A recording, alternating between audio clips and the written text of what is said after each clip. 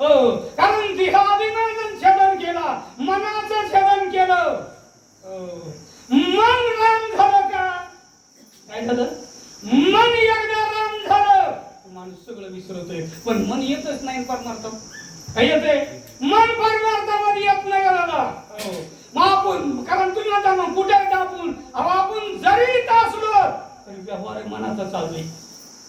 व्यवहार मनाचा व्यवहार चालू आहे. पण सर्व कारण या कारण त्या ठिकाणी खराचं सगळं विसरल्या गेलो. सगळं कारण विसरलं आणि ध्यान फक्त एकच लागलं. कशाचं?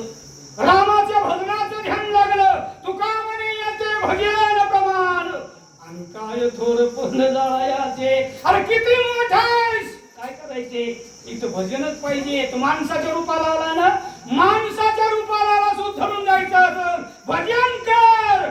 पण स्तुती करते म्हणजे रामाचा प्रताप दिले माझे पुण्य पाप, दुनिया संकल्प विकल्प केले सुखा रूपाचे रागाते. कारण त्या ठिकाणी माझं पाप छेदन केलं, पुण्य छेदन केलं, माझा संकल्प छेदन केला आणि विकल्प सुद्धा छेदन केला. बरं का? संकल्प विकल्प गेला की साधू झाला.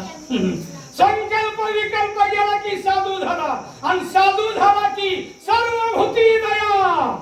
साधू म्हणावे ऐशिया. बरं का?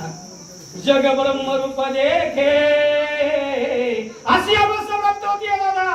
तसं कारण खराचं मानणं झालं. श्रीरामाचा सत्य बाणाचे दिले स्थूललिंग काराळा, छे दुनिया बिंदुपण सुख संपन्न जगाते. स्थूल लिंग आणि कारण किती देह आहेत? 3 देह आहेत. हे आमचं थोडा अडचणी चाललंय.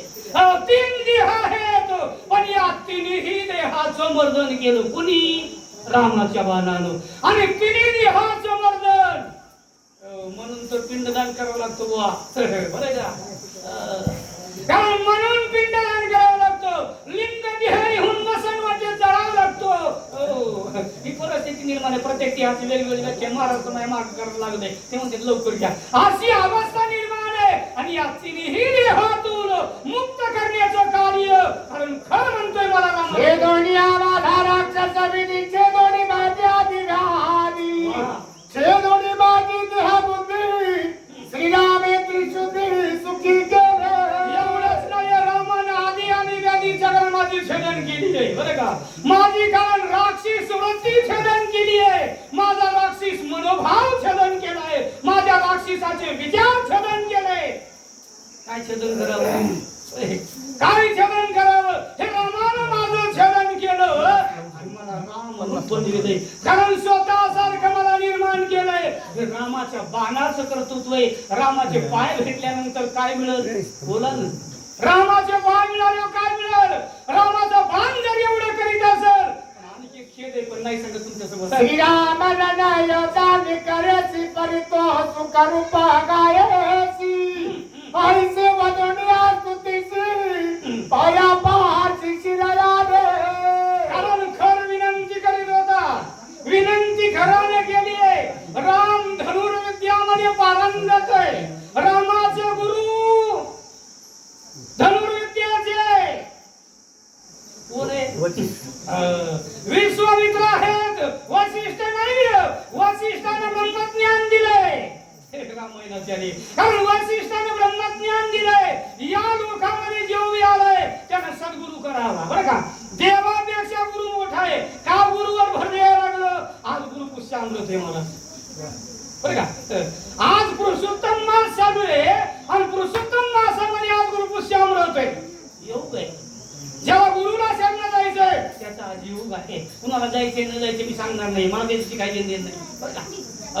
आणि तसं कार्य झालं. अशी विनंती खराने केली. खराचं मूळ रामाच्या पायापाशी आलं आणि पायाला लागला. आता पाय गती नव्हे तापसाच, ते गती नव्हे योगी संन्यासाचा, ते गती दिलेली स्वामी कराची गाया रामाच्या पायावर आलं आणि गती कोणती प्राप्त झाली? जी संन्यासाला गती नाही, जी योग्याला गती नाही, जी ब्रह्मचार्याला गती नाही, आणि ती गती प्राप्त राक्षसाला झाली आहे. याचा खेळ आहे रामायण ऐकून. तुम्ही जरी विचार केला नसला तरी मी सांगतो रामाला कारण सुग्रीव भेटला जे गतीला राज्यामध्ये बळी पडला काय गेलं बरं का राज्यामध्ये बळी पडला सुग्रीव दादा रामरूप झाला नाही झाला विभीषण रामाला भेटला कारण कसा राहिला कारण जे त्या ठिकाणी सप्त चिरंजीव आहे तो त्याच्यापैकी एक विभीषण रामरूप झाला नाही झाला का नाही झाला देह नाही विसरला उत्तर समजून मी तुम्हाला देह नाही विसरला पण खराचा देह विसरला खरं रामरूप झाला आणि म्हणून करताना कुणालाच ती गती मिळाली नाही आणि ती गती करायला जे गतीला लाभे वेदाविधी जे गतीला लाभे शास्त्र सिद्धी जे गती दिलेली बाणवेदी गायत्री शुद्धी कराची अरे जे गती कारण त्या ठिकाणी शांती पाठ म्हणणाऱ्याला लाभत नाही जी गती त्या ठिकाणी गायत्री मंत्र म्हणणाऱ्याला लाभत नाही जे गती कारण यज्ञ याग केल्याने लाभत नाही आणि अशी गती खराला प्राप्त झालीये कारण अशी गती म्हणजे कसं सांगू का जन्म आणि मरण खरंच थांबलो आणि जोपर्यंत जन्म मरण थांबत नाही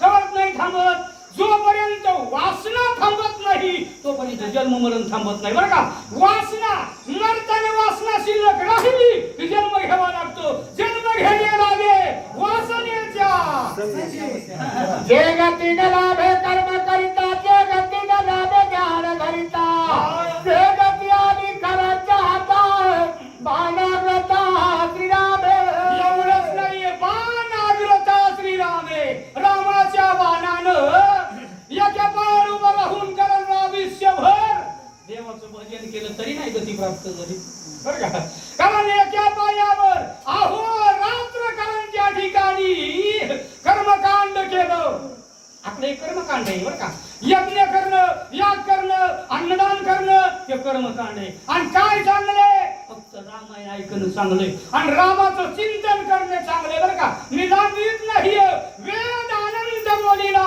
अर्थ तुकाची शोधिला विठोबाशी शरण जावे आणि निष्ठेने नाम गावे सगळे मध्ये नाम श्रेष्ठ आहे म्हणून तर म्हणतो नि नवनीता लय लय मटीचा जो जो श्रीराम दृष्टी पडे तो सायुजाची चले राक्षसाची भाग तो करे रवीनो करे सायुजा देव कारण रामाशी पडे रामाशी म्हणजे जन जन राम रूप बघितलंय रूपामध्ये आनंदित झालाय रूप बघून विसरला बरं का रूप बघून विसरला सलूपता सागिजता सलू कारण त्या ठिकाणी सलूकता आणि स्वरूपता नावाच्या अशा चार मुक्ती आहेत नुसतं रूप बघितलं तरी मुक्ती प्राप्त होती बरं का मुक्ती नाही मुक्ती प्राप्त होते मुक्ती एवढा अधिकार रामाला बघितलेला आहे तुम्ही ऐकत असतान बघत असतान तरी सूर्य का नाही सूर्यनारा करा दुर्गारा कराची संकटाची